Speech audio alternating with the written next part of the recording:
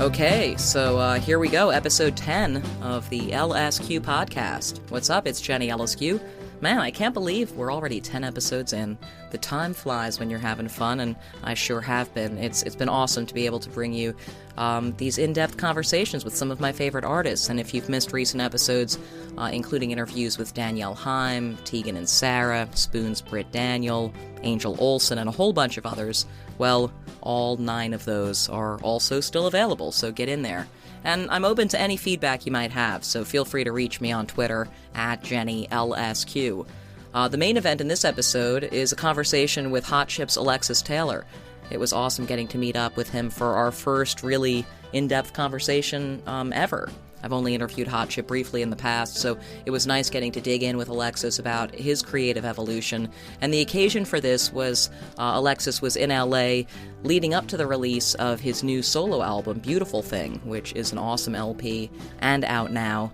And also, actually, Alexis is currently doing US solo dates, so if you're listening to this in time, try and get out and see one of those shows. AlexisTaylorSolo.com has the info. And after the interview with Alexis, since, you know, every episode has something from my interview archive, and since the Dave Matthews Band just put out a new album, I'll share a 2009 clip of a conversation I had with Dave leading up to the release of their album Big Whiskey and the Grugrux King. More on that later.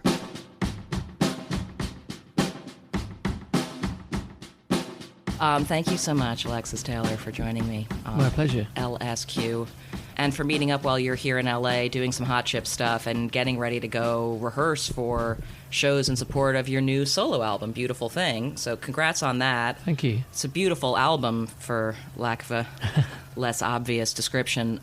You know, listeners might not be aware that Alexis, separate from Hot Chip, has been putting out solo albums for about a decade now. His first solo LP came out exactly 10 years ago.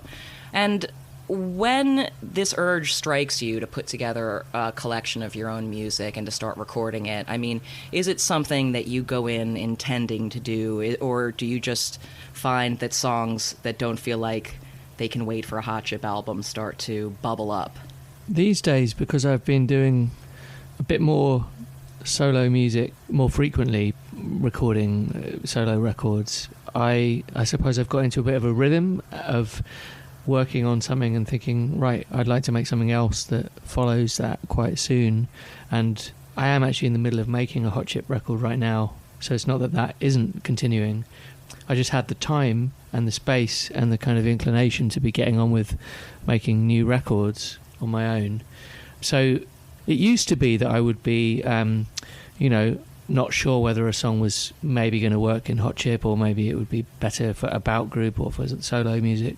But now I think it's a bit more that I'm intentionally writing songs for a solo record or writing songs for a Hot Chip record. Right. And there's hopefully enough time and sort of headspace to do that and do justice to each project. Whereas initially I didn't really know.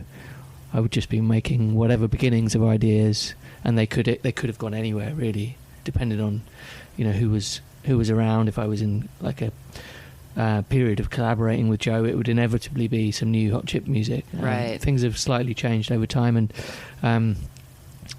I think that I have a bit of a clearer idea of where the music might end up, I suppose. Meaning just sort of like a distinct sense of what a Hot Chip song sounds like. Yeah, and also the more I do stuff on my own, I think the more I enjoy the songwriting being collaborative in Hot Chip, which it has always been, but on every Hot Chip record, as well as the collaborative songs, there would be ones that I've written entirely or Joe's written entirely, or 90% by one or the other. But now I feel a bit like one of the things that's always been fun about Hot Chip is that it's 2 or 3 different songwriters kind of collaborating, and it's encouraging each of us to do something that we wouldn't do on our own, and that perhaps leaves more room for the solo things to be more solo, to be so solely written on your own. All of that might sound really kind of obvious, but I guess it's taken me a while to fall into a way of working on these different projects. When you first started playing music, did you always have a few different outlets for the kinds of things you might make? I mean, whether it was music or any other kind of creative endeavors. Right at the beginning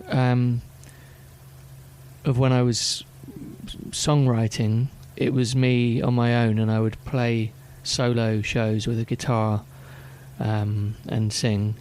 And I met Joe at school. Well, we met when we were 11 or 12, but when he began to be interested in music, he was initially wanting to record my songs. That was kind of how we first collaborated. He was producing or recording them on his 4-track, and I was a songwriter, and then we began to write songs together. So at that early stage, I just had a solo outlet, which did involve gigging and recording stuff on my own, going into a couple of friends' studios and demoing just voice and guitar stuff. And then I sort of moved away from that once Hot Chip began, and I actually felt at the time like I got a bit tired of the quite... it was that period where everybody had heard a Jeff Buckley record, and I felt like, as good as he was, and as much as I liked his dad, Tim Buckley, I kind of wanted to move away from this very sort of traditional way of making music, like a voice and a guitar, a troubadour or whatever. I just felt like I'd exhausted that in terms of what I wanted to listen to, modern music that was like that, and in terms of making music. And I think that's why I enjoyed what Hot Chip was doing, what we were doing together, which was kind of, it involved songwriting, but it was exploring different production techniques and not telling people in a very straightforward way how they should read it emotionally. So it was a bit of a mixture of some humour and some very serious sort of like direct emotional stuff going on, and that was, to me, that was a break from the rather earnest sort of scene that was going on around me at the time, and I just felt like I didn't really... I remember thinking, I can't get up on a stage with an acoustic guitar anymore. That's just... It seems... I must have just grown out of thinking that was relevant to me. It's interesting because there's what's the name of the song on Beautiful Thing? Roll the Tape? Is that what it's Roll on Blank Tapes. Roll on Blank yeah. Tapes. You know, where you talk about, sing about, you know, whether electronic drums, whether computer drums can have any emotion or not. And my read, listening to it, is that you're being facetious. Yeah. Because, if anything, you know, a lot of the music that you've made exists to prove that to be not true. But I'm curious about that song and what you've just said. It seems like you've had you have fully kind of remade your brain to understand other ways of communicating emotion and music through doing music as Hot Chip. Yeah. Well, Roll on Blank Tapes references a sticker that says "Drum Machines Have No Soul." Okay. Which was a real kind of organisation in, I guess, this early 80s. It's a sticker that I just found it like in a record shop, but it's an old sticker that's part of a campaign that's anti-drum machines. And it's called the Society for Rehumanization of Drumming or something, or the Rehumanization of Music. And I just found that a really funny idea, and I love drum machines so much that I wanted to... Well, initially I made a song called Drum Machines Have No Soul, which I began making it a few years ago, and it's not on this new album, but then Roll on Blank Tapes just kind of references that song. Right. And yeah, I was saying with some irony that drum machine... I'm just quoting, right. But I knew that people listening to it, or hoped that people listening to it would hear the drum machines in the track, or hear drum machines throughout the album, or hear drum machines throughout the history of Hot Chip records and my own records, and know that I often tour with a piano and a drum machine with that very sticker on it. You know, I love drum machines, so it's... And so were you, you know, as you're describing these early days of you and Joe collaborating, I mean, did you already love drum machines going into Hot Chip, even though you were translating it into troubadour type stuff? Yeah, I did, but what was your first drum machine? I didn't have a standalone drum machine initially. I had like a a sort of organ, a Farfisa organ that I got given by my grandma, and that had a lovely sort of drum machine section to it. So I would often like play. Thanks, Grandma. Yeah. Did your grandma had a Farfisa that was hers that she had played? Yeah, she must have played it. It was hers in the house. I don't know how That's much groovy, she played. though. It's still in my parents' house now. And then over the years, I've bought lots of different ones. Some are sort of step sequencer drum machines, and others are still that kind of old-fashioned sort of 70s style where you just put it on and play with it. Right. And that's kind of how I have made lots of music myself over the years. I really like the one that you hear in Sly Stone records, and that kind of sound. I mean, you also hear that in like Brian Eno records and things, and it's just a very pleasing drum machine sound. And the more modern drum machines, Hot Chip, we began using like Machine Drum by Electron. That was like a big part of our sound for early shows, which is a more kind of German techno sort of sounding drum machine. And then the MPC, we use that for a lot of live gigs and for some of the Hot Chip recordings. But personally, I tend to play with this thing called Bentley Rhythm Ace, which there was a band named after that drum machine. I use that a lot. And can you write to just a drum machine? Yeah, I tend to use it from quite early on in the writing and recording process. It's kind of instantly gives an interesting atmosphere to a track, and I often run them through a delay pedal or reverb, or just kind of do something to give me a bit of a starting point sonically. What was your first instrument? Piano. Right. Piano and keyboards at home. And so did you take lessons, or? I had piano lessons from 7, and I can't remember exactly how old I was when I stopped, but I just did them for about maybe 4 years or something. And then, did you like it at the time? I wanted to learn. I asked for lessons, but I think I was always asking the teacher if I could bring my book of like the best of Prince or something like that was kind of pop music rather than the Bartok that I was learning. And I also quite enjoyed the Bartok, but I never felt like I was getting particularly good at playing it. Right. So I kind of got something from the lessons. I learned about the chords and harmony, and I could read music a little bit at the time. But I kind of got as far as I wanted with the lessons, and then I said, I'm going to stop having the lessons and just play music. I think I was enjoying improvising more than reading music. Yeah, it's interesting to me how common a thing that is with songwriters that I've spoken to, is that taking formal lessons becomes less interesting fairly quickly once you know how to do it, and you just already. It's I don't know. I think it's awesome to think about a 10-year-old thinking, or however old it sounds like you might have been, thinking like, I'm just gonna improvise now. Yeah.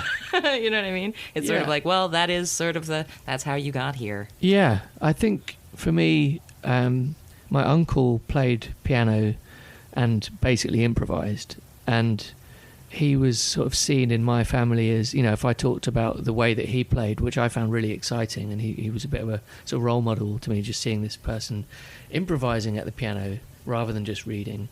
My parents tended to think, he didn't finish his lessons, or he's playing a bit of Bach but doing it his way, and like there was something wrong with that. Whereas I must have been attracted to the idea that he was just playing for sort of pleasure and creating sound.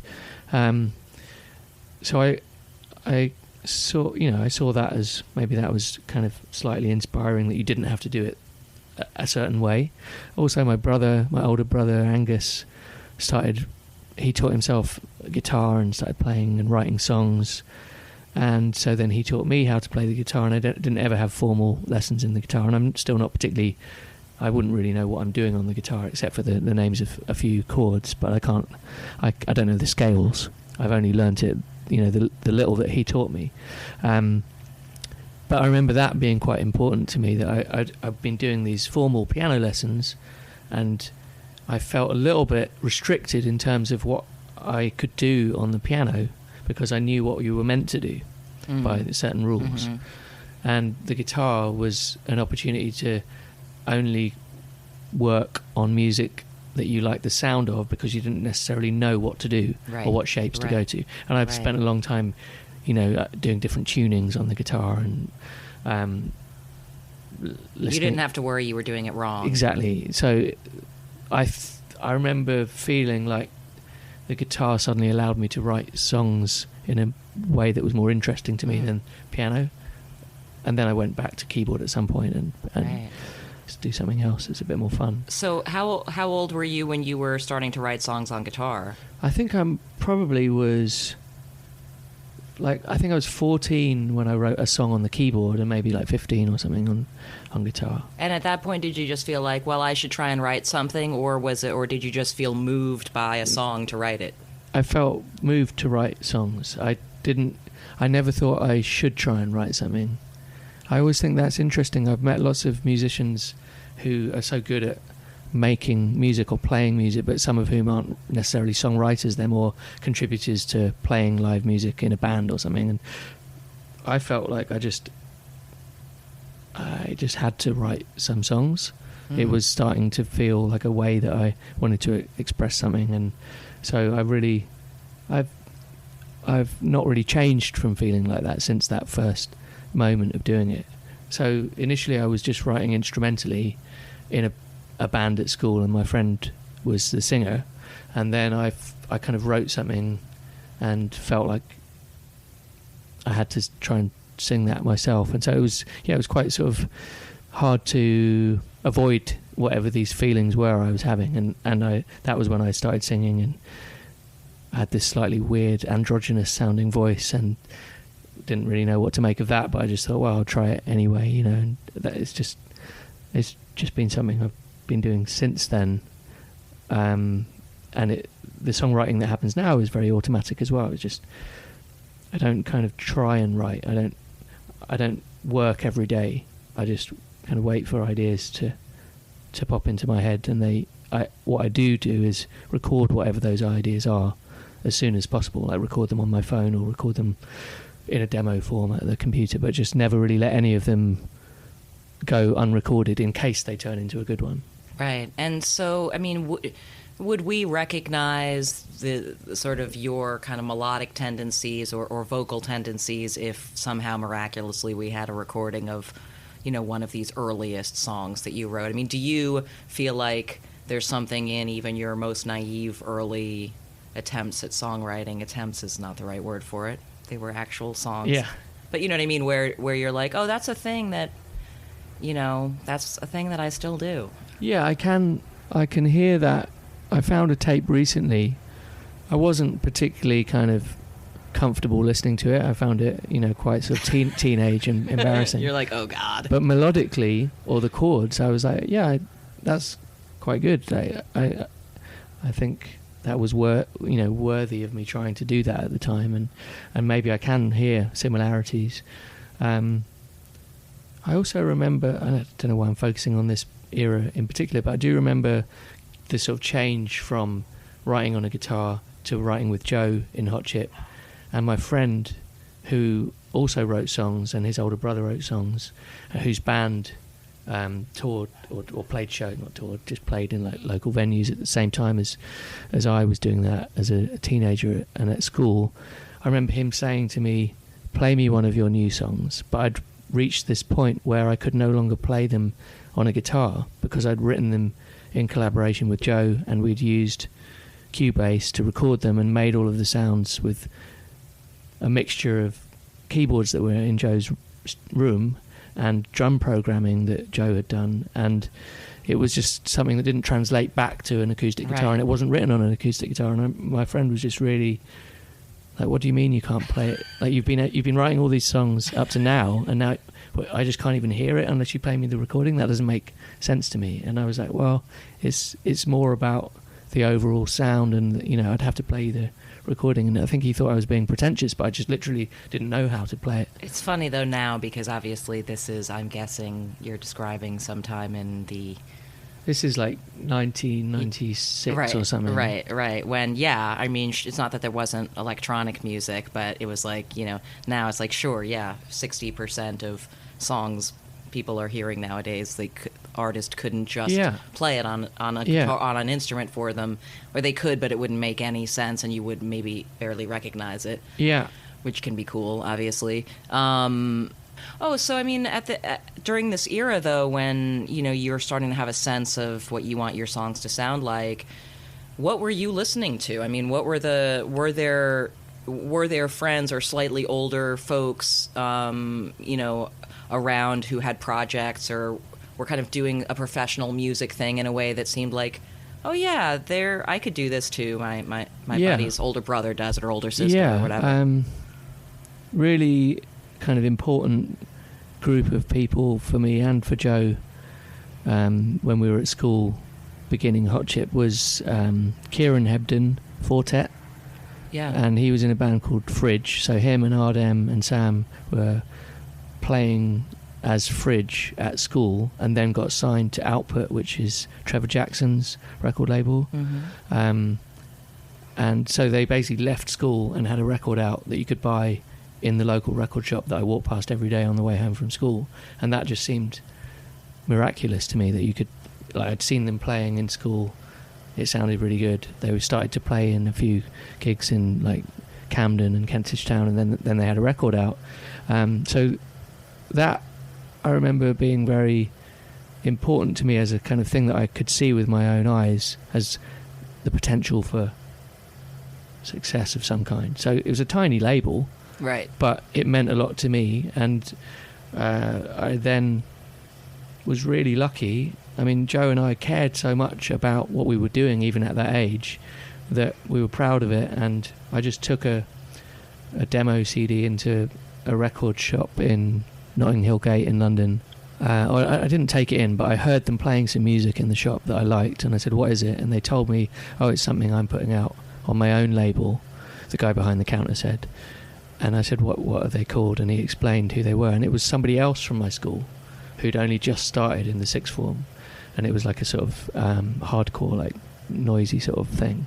And I said, I make music, can I send you something? And he said, yeah. So I sent this very early 6-track demo to that same tiny label, not the one that Kieran and Fridge were on, but this other label, and they liked that as it is, and they said, yeah, we'll put it out. And so it felt very easy. I think I just happened to be in the right place at the right time, asking the right kind of person who liked independent sounding sort of lo-fi music that me and Joe were making. If I'd taken that to a major label, they would have had no interest in it. But right, that particular thing we gave to these people, they put it out on Victory Garden Records.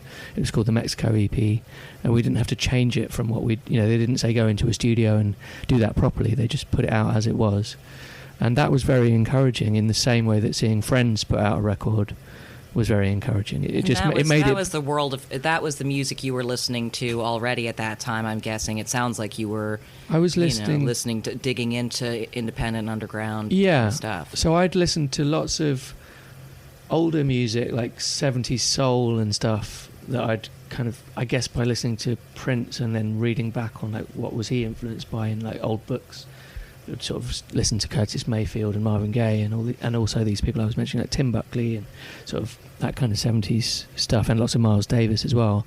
But then the more contemporary stuff that I liked began to be Palace Brothers and Royal Trucks and Smog and these kind of things on Drag City, and Joe really liked Pavement, and I also liked Spacemen 3 and Spiritualized. So that was an influence.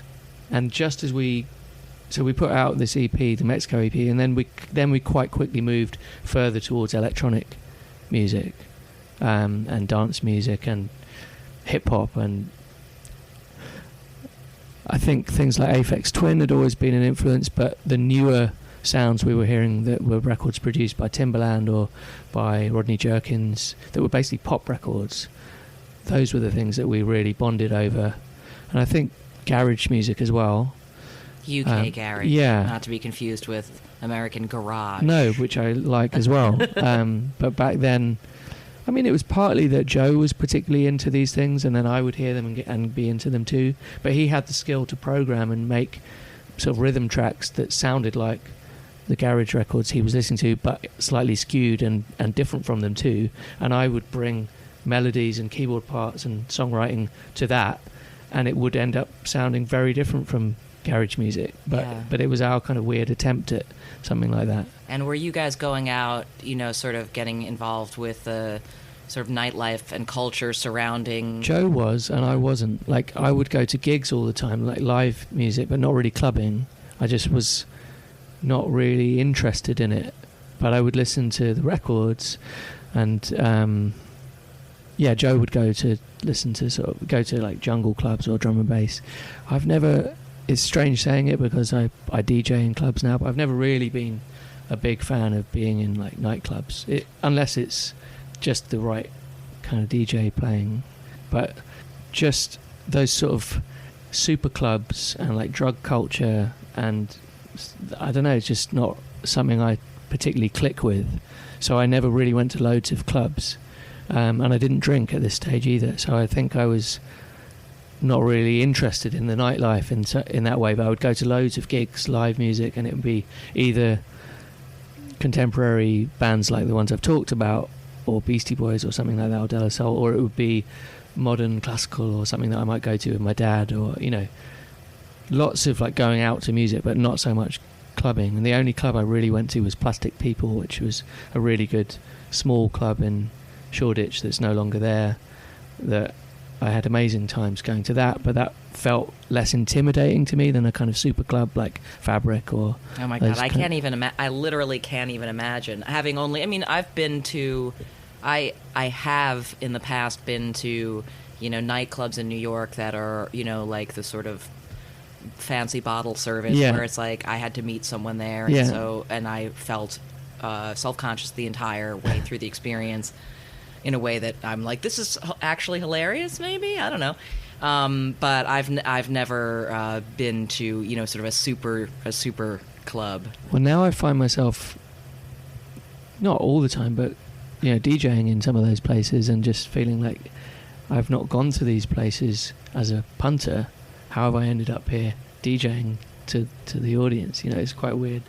But it's because Hot Chip is a group of people with lots of different interests and crossover of interests, and I do really like lots of dance music, but maybe just not so much going out to clubs. Right. But yeah, I find it amusing that and also that most of the time people are confused by me making some less electronic music on my own, because I remember that I made music before I was in Hot Chip, and I feel like I'm just being true to what I've always been interested in. But because Hot Chip has been more well known than anything else I've done, it's confusing why you would make a piano record or a record with a group of improvising musicians. It's not confusing to me, but I think people expect me to just keep making electronic music. in independent music they seem a little stricter in the UK than here in the States. I feel like there's more flexibility to like kind of genre hop, or just have like a bunch of different things you do, or free form things. I'm thinking in particular of some of the kinds of things that the Dessners from the National and Justin Vernon from Bon Iver put together, like these opportunities for people to work on all sorts of genre-less freeform things, where it's like, no, encourage the genre agnosticism or something like that. But maybe that's just a more recent thing. In any case, what are some of the artists who, as you started to the idea of being a professional musician became more and more realistic in school, like who were some of the artists that you thought, if I'm lucky, I can maybe try and get to where they're at? Yeah. Well, this is again why it might be confusing to people who think of Hot Chip as very much an electronic group, because the role models for me were basically like Will Oldham, Smog and Royal Trucks, as well as liking these people that were so far away from what I was doing, like Destiny's Child or Whitney Houston or Justin Timberlake or Timbaland. The things that seemed closer to home to me were these songwriters who were coming out of Louisville, Kentucky, or Papa Yeah. M and Jim O'Rourke. But just watching those people play shows, they weren't playing to like huge audiences, but they had a loyal following, and I always loved the records that came out, and I just went to them religiously, and still do now. And that was, I guess, where I was aiming to get to. Yeah. And no further Yeah, than that. because I remember going to see those artists in the 90s, and they were, they were for indie music, big stars. Yeah. Yeah, like icons, Yeah. Bill Callahan and Will Oldham and Yeah. Elliott Smith and other Yeah, I mean, I saw him a lot as well. lo-fi singer-songwriters of that era. And so it's interesting because you mentioned a few sort of Chicago-y, Drag City, Louisville type things. I mean, did you just get into a major kind of thrill jockey Drag City phase as a teenager? I think that Kieran from who is Fortet but was in Fridge at school with us, he somehow heard some of those records, played some of them to Joe played some of them to me, and I spent all my time with Joe making music, so I just got into them too, and also the other ones that I found for myself, like Elliott Smith or whatever, and Royal Trucks. I'd read about music in NME, and I would just think, well, that sounds interesting, I'll listen to it, I'll buy it. I remember buying things, in this age, before you could just hear the whole thing online for free. I would just take a risk on something based on a review, and then maybe that band would come over to the UK for one show and I'd go to it.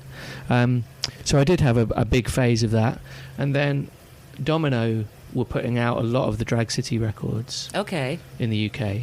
Domino were essentially Drag City for Europe for a long time, as well as having a few acts like the Pastels and some Bristol-based bands that weren't on Drag City. Right. And then after I finished at university, I got a job at Domino, and so I was even more involved in that scene. What was your job? I did like the mail order of records that people bought, and I wrote press releases, and I wrote and updated the website. Right, you saw how the sausage gets made. Yeah. I got employed as a bookkeeper, and I realised as soon as I got the job that I didn't really know how to do anything with maths involved or spreadsheets, and they just kind of let me stay and do other stuff. They were really kind to me, because they could tell that I was really enthusiastic and knowledgeable about their label, and so I was really into that kind of scene and some of it. What's your favorite Will Oldham record or project, or I don't know? I really like Arise Therefore. Okay. And Viva Las Blues. Yes, that's my favorite. Will Oldham, for listeners, I mean, you can do your Googling, you know how to Google, but Palace Music, Palace Brothers, Bonnie Prince Billy in more recent years. A true wonderful weirdo of music. And we Hot Chip managed to do something with him a few years ago where I emailed him and just said, would you like to sing on this song we made called I Feel Better, for a kind of alternative version of it, and he was up for it, and he sent all of these different vocal overdubs that we then turned into a kind of second version of the track, a kind of club mix. And I think he found that interesting, I guess, because we must have represented something that he doesn't really do, which is electronic dance music, but he knew that we were fans of him, and that seemed, I guess, quite a strange thing to try and put together.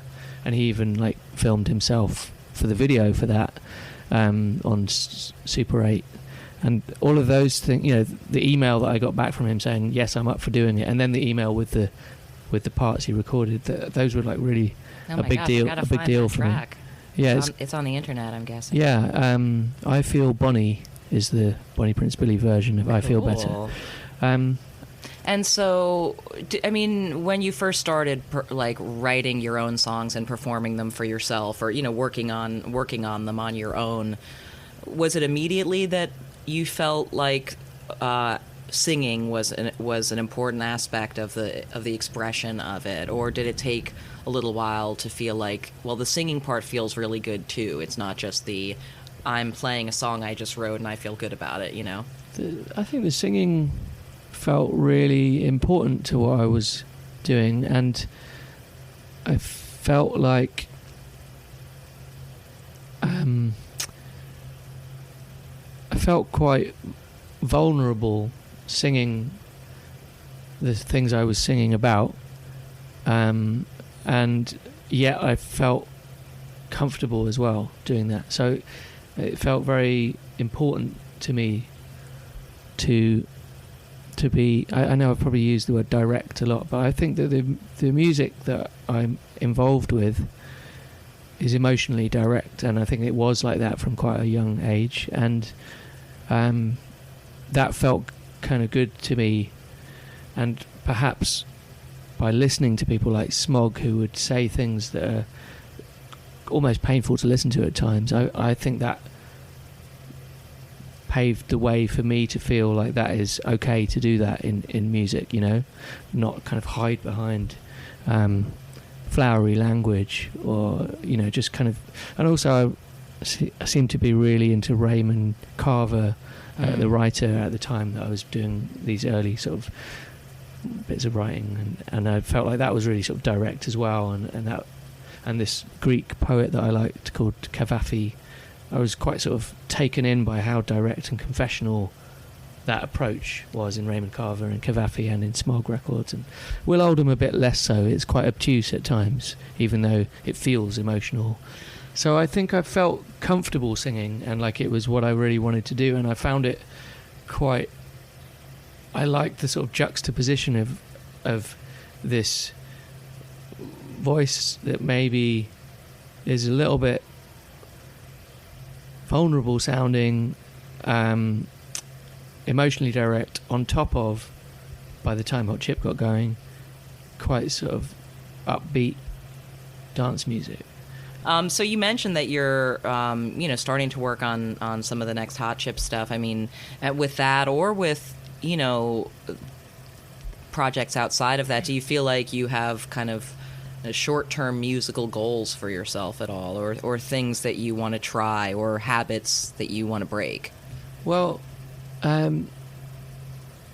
with Hot Chip, maybe a habit that we've been focusing on breaking is just making records in the way we've made them up to now. So we've always self-produced everything, and we felt like for this record we should see what happens if we don't do it just on our own. So we've been exploring working with different producers, or at least we're really at the beginning stage of that. We've done a lot of demoing on our own, but we're just about to start working with some other people. But so that's been important to sort of change things.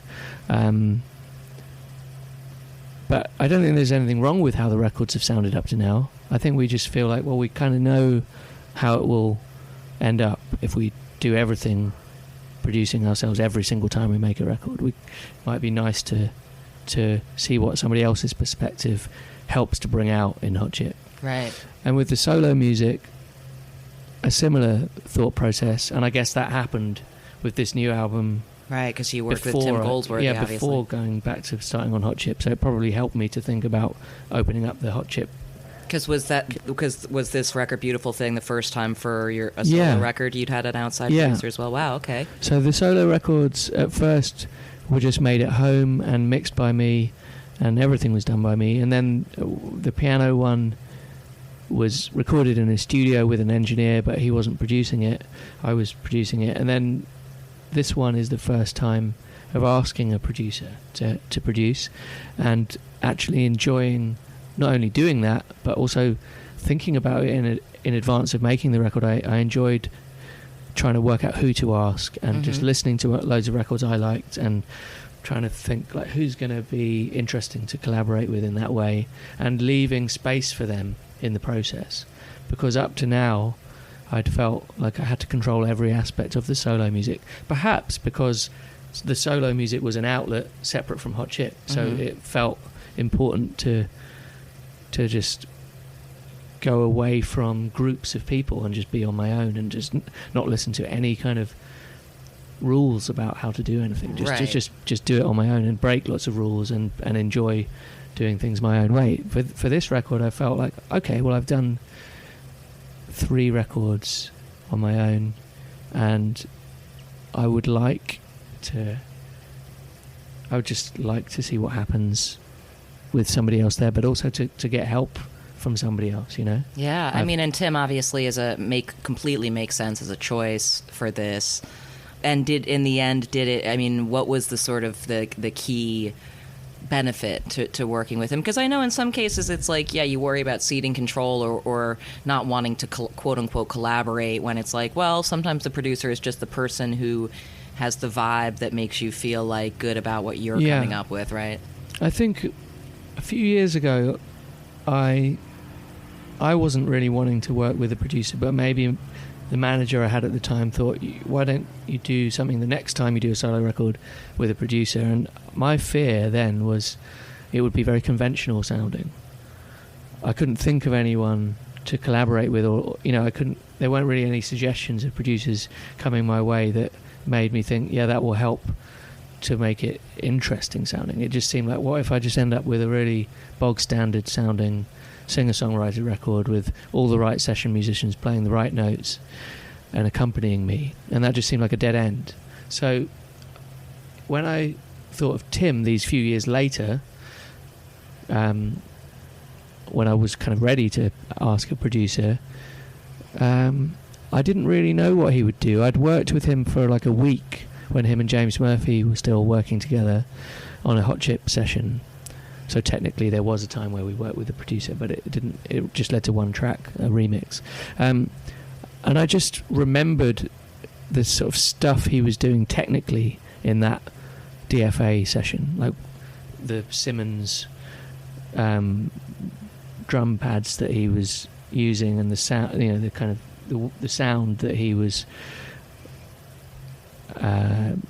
working on, and the equipment he was using, and the sort of things it was bringing to what we were doing. And initially, when Hot Chip worked with them, I was not really ready for that, to have another producer. I just felt like our idea of what we wanted to do was one thing, and their idea was something else, and I just didn't understand why we were doing it. But with all these years gone by, and having not seen Tim, I just had this fond memory of him kind of sitting there and just exploring what certain bits of gear could do, and it seemed quite unconventional and interesting to me. And also I heard a recent track that he'd done a remix of that I thought sounded just amazing to me, and I hadn't really heard anything by him for a long time. I guess he has been less prolific, you know, than James Murphy, and he just hasn't been doing quite so much that I knew about. So I got in touch with him, having not seen him for like 10 years or something, and we didn't really know what we would do together. You know, my memory of Tim is that he might want to bring this kind of, you know, the obvious thing you'd expect is like the sort of disco punk sort of sound of the Rapture or you know, DFA generally. Yeah. But that wasn't what I was hoping he would bring. But I did want somebody who was a programmer or from a kind of electronic world.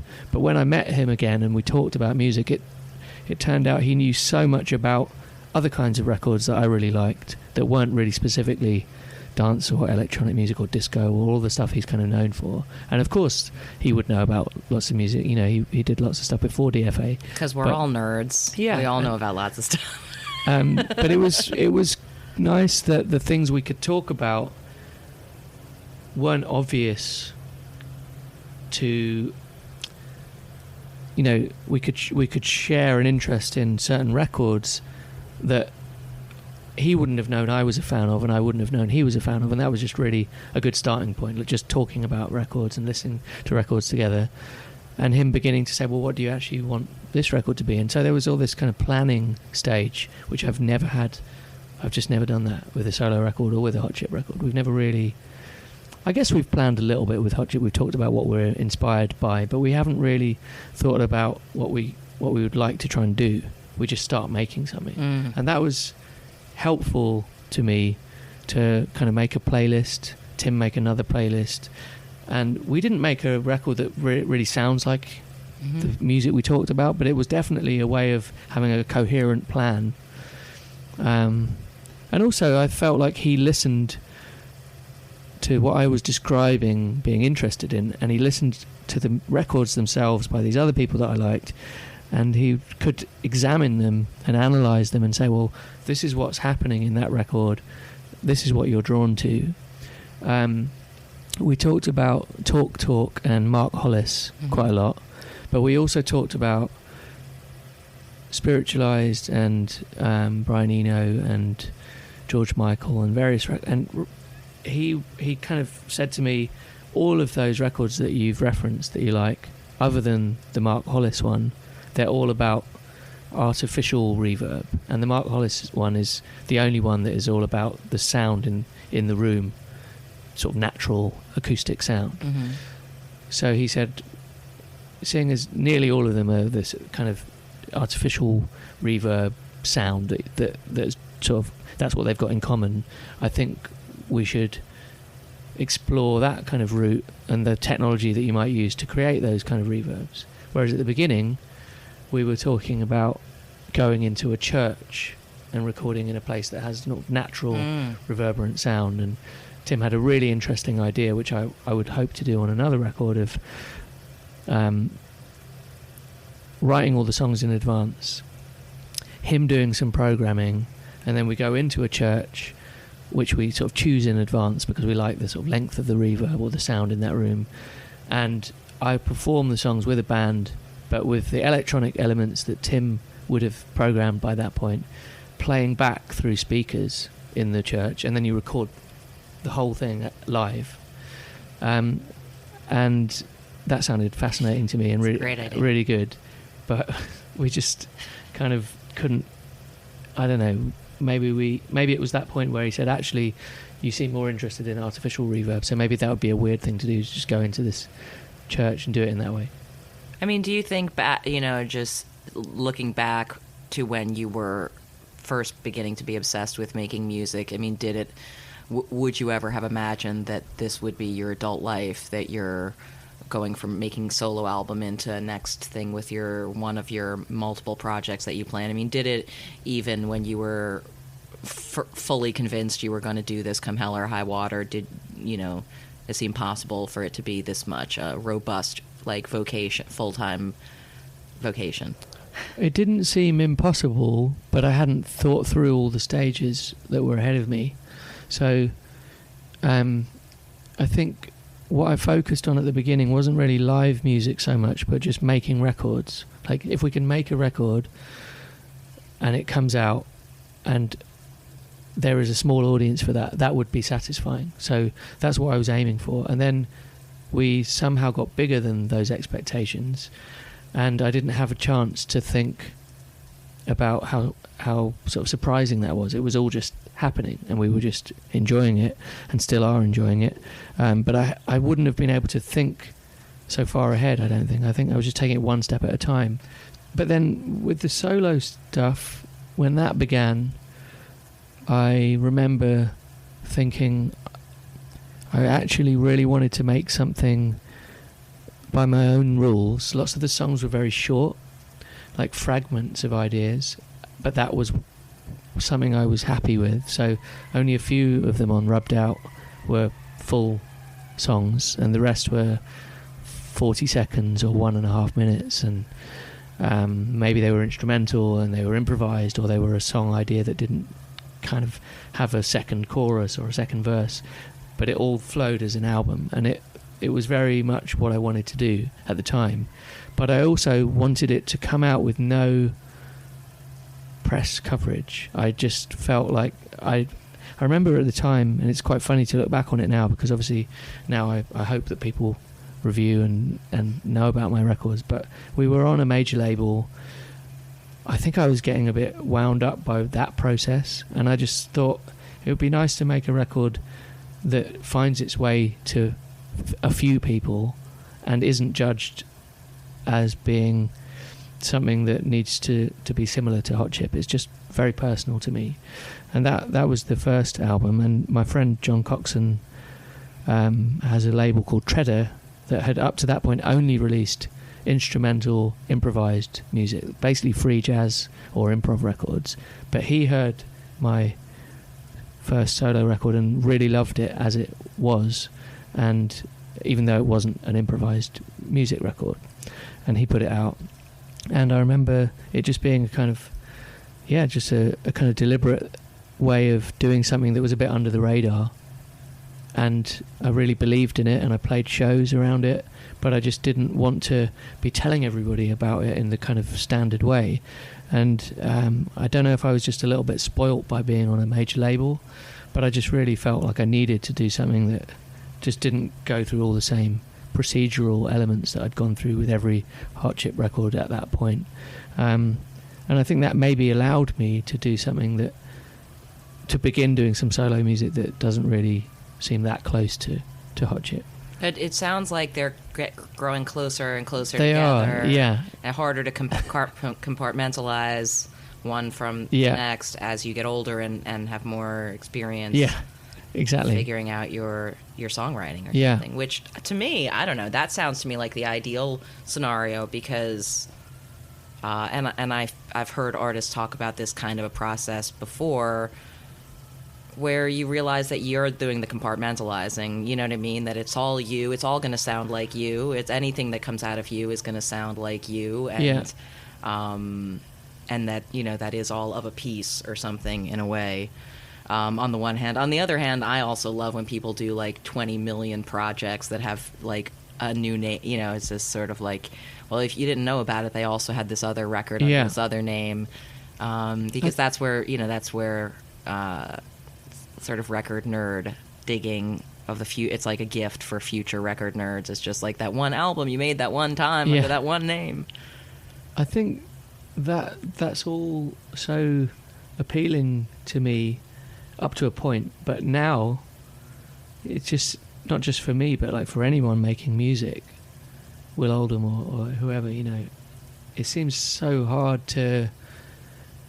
for these little things that you're doing that maybe are a bit kind of off the beaten track, for them to necessarily reach an audience, or for a bigger record to necessarily reach an audience, just because there's so much that's coming out digitally to kind of fight against, or to how, you know, I miss the records sometimes by these other musicians that I have liked, whether it's Moody Man or, you know, in the kind of dance scene, or whether it's Will Oldham or whoever it is. It's quite easy now for records to come out with very little fanfare, and I don't mean to be negative about that, but I just find that is quite a tricky thing for anyone to get their head around. It's hard for things to have much time now. It seems like a record is released, and for that first day that it appears on Tidal or Spotify or Apple Music or whatever, it looks like the new record. But then how many people really listen beyond sort of skipping through the tracks once, unless they're going in and buying an album on vinyl and they feel like they're going to spend some time with it? It just seems, you know, a lot harder for a record to come out and to actually be out there in people's thoughts for like 6 months or a year. Or I guess the live shows help, but I just feel like records are slightly able to disappear more quickly now than they once were, and that's a shame, but I don't know what the solution to that is. Yeah, and I feel it myself as a listener to music. Maybe it's just the obvious thing that everyone talks about, of just consuming music through a device that can do so many other things too, whether it's your computer or your phone. How do you focus on one thing when everything's sort of vying for your attention? The sort of digital noise is vying for your attention. So that's something that I think about, just in relation to what we were talking about before, of this point where I was actively wanting to put something out that might be kind of for just whoever finds it. Now it seems like that's all you can put out in a way. Yeah, well, I guess there's some freedom in that, though. Is you don't have to worry. I mean, I always think just that the solution is to just because it feels like people may have turned their head for a minute. Yeah. Like, if you're still there when they turn back in that direction, then you're like, nope, I'm still here. That album's still new. Yeah. Y'all. But yeah, labels make you feel like if it's not a big deal if the 6 weeks leading up to it and the 6 weeks afterward aren't the most exciting time of your life, that then after that it's just like, well, I was thinking that today, though, on my way over I heard an Adele song on the radio, and I was thinking about her last album and how many great tracks it had and how few of those made their way to the radio. Right. And how long it will probably be before she has another album come out reasonably. Yeah. You know? And it's just like, well, why? So we went 4 tracks into an album where I'm guessing, if I remember correctly, that 10 out of 12 are bangers, as the kids say. It's like, what about those? There were so many other songs on that album that will never be on the radio. Instead, we're still going to hear the same 10 Adele songs we always hear. But, I'm sure Adele is like, hey, guys, we thought, they're all good. And now some of them, no one... But I just, I think the silver lining is that the ability to hear a little bit of everything. And for people to find the niche that has something undiscovered that they are obsessed with. It was so much harder before, so much easier now. It's like a beautiful thing. No pun intended. Well, I think that's where I'll leave things with you, Alexis. Okay. Thank you so much for taking the time to sit with me. Okay, thanks. All right, well, thanks again to Alexis Taylor. Such a lovely dude. I'm so glad we finally got to spend some quality time, and I'll keep you posted as I hear anything more about that new Hot Chip stuff he mentioned. Plus, if you want to see one of Alexis's solo shows, maybe bookmark alexistaylorsolo.com. Coming up next on LSQ, it's a clip from my archive from the year 2009. The Dave Matthews Band just released a new album called Come Tomorrow, so I figured this was a good moment to share a little bit from my personal Dave Matthews archive. I've actually interviewed him a bunch. First, back in 2005 for a Rolling Stone cover story. Maybe you saw it. They were dressed in baseball uniforms. I still can't quite remember how that gimmick arrived, but anyway... I spent a few days with the Dave Matthews Band, and obviously the interviews focused on Dave himself. He's just a hilarious and brilliant dude, and immediately so engaging, and I really enjoyed getting to do that kind of an in-depth situation with him. So I've got a lot of audio of Dave Matthews that, maybe I'll share at greater length, especially if I can get Dave to do a new episode of LSQ Dare to Dream. So anyway, I'm going to play you a few minutes of this interview, which was recorded at the home and studio of producer Rob Cavallo, who you actually can hear in the background chopping produce or something. Apologies for the audio interference there. And it's important to note that Big Whiskey and the Grugrux King is an album that DMB had started recording when saxophone player Leroy Moore was still alive, and then in 2008, sadly, he passed away following a tragic ATV accident, and then the band finished recording the album without Leroy. In fact, Grugrux is a nickname for Leroy. So as you'll hear in this clip, Dave talks about how much of a huge influence Leroy's spirit was on the making of the album. Let's listen. There's so much Leroy on this record, because Roy said he always talked about honesty of music, and that for music to be truly, the good, great music had to be honest. Because if you were trying to be honest, you're fake. And I'm guilty of this, I know I am. But when you hit it, you can fall flat on your face and people go, what the fuck is that? When you're trying to be honest. But if you manage, it's the most beautiful musical statement that you can make. And whether people get what you're doing or not, that's where music is. And he used to always say, got to be honest. I just want to be honest. I mean, he wasn't an easy person, but that was one of the things he said. And I think the way we started this record, which is just not from sitting in the studio and doodling around for hours, if we'd find something, we'd play it, sit on it for 10, 15 minutes, and then stop. We got it. No need to noodle and see who can groove over top of it the most. It was really finding these essential musical statements that came out of thin air. We never said, I'm going to do something in G now. Everyone get their groove on. We're going to play something in G about here. It was never like that. It was just, Carter would sit and go, and then someone would come in, finally go, and then I'd react, and Roy would come out and go,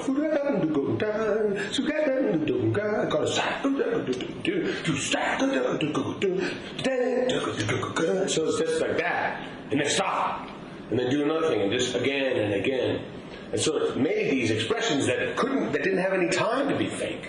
There's like, here, boom, I say this, and then you say this. It's just no time. You have no time to say, I'm so rocking. I'm so killing it. You don't have time. You're just like, where are we going? And off you go.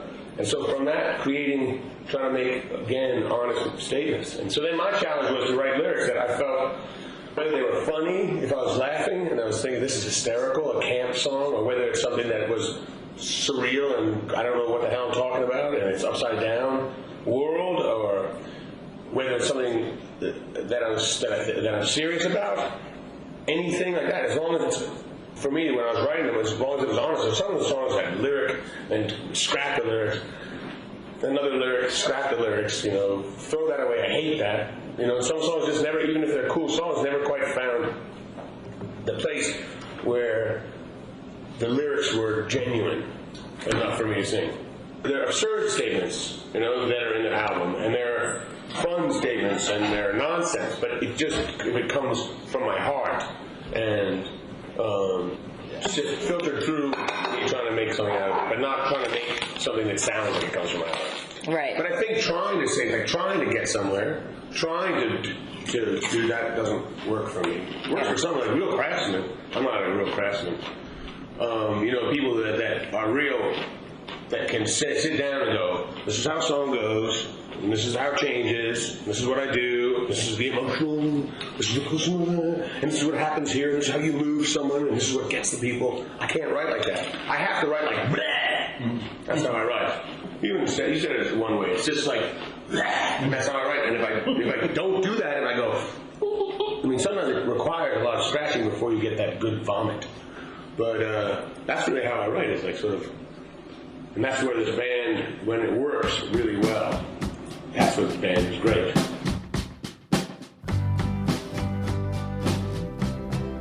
All right, well, that brings us to the end of another episode of LSQ. Thanks again to Alexis Taylor and Dave Matthews for the time we spent together. And hey, thanks to you for the time we spent together. You're awesome. If you've got any feedback, you can reach me on Twitter at JennyLSQ, on email at lsqpod@gmail.com. Hey, hit me up if you want stickers and buttons. I made some with the old LSQ logo on it. Thanks again, Stu Ghazi, for that logo design. But yeah, I'll send you pins and buttons. No charge for those who've been asking. I mean, I'm just happy that you would even brandish an LSQ pin or sticker at all. So yeah, feel free to email me your mailing address. I'll send you some stuff when I get new supplies. And come back again for new episodes coming up. Rostam is the next episode in a few weeks. Ben Gibbard of Death Cab for Cutie farther into the summer. Best Coast's Bethany Cosentino and more. And yeah, I guess I'll talk to y'all in a few weeks. Oh, also, one last thing. I just also want to remind you that the wonderful Greta Morgan of Springtime Carnivore wrote and recorded the theme song that you're hearing right now. I love it. I love her. Check out some more of her music. Springtime Carnivore. You can find her on the internets.